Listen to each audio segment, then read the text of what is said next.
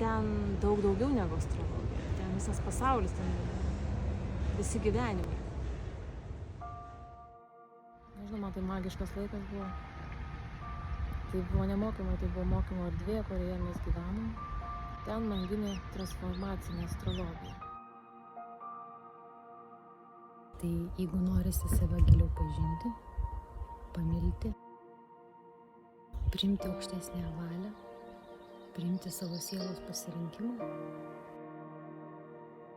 labai rekomenduoju. Mes visas keliavome į Ispaniją ir keliavome į save, žvaigždžių takais, išgirsti, kaip skamba planetos, kaip jos skamba visatoj, kaip jos skamba kiekvienoje iš mūsų.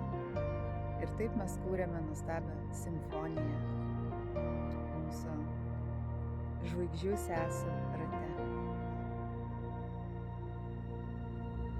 Tai mano astrologijos stovykla tai buvo transformacinė stovykla, nes pavyko išgyventi, išgirsti, pajausti planetų muziką, kaip kūrinį, kaip simfoniją.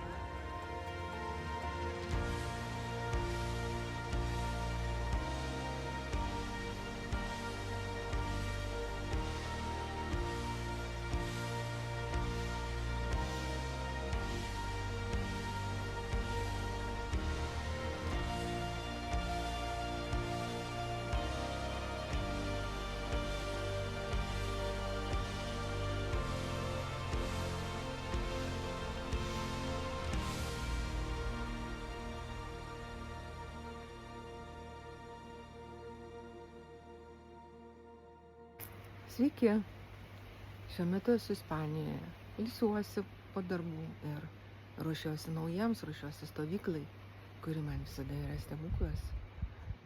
Ši vieta įkvepia, skatina atsiverti stichijoms, jūrai, kalnams, erdvei begaliniai, kuri čia labai plati, o dangus aukštas. Ir aišku, visada mano gyvenime yra astrologija, jinai visada yra kartu. Taigi, kas nori, kas jaučia, kad nori dirbti su savo horoskopu, nori atverti jį, nori jį įeiti kartu, kad tai yra artimas gyvosios astrologijos principas. Kviečiu rugpjūčio mėnesį tai daryti drauge.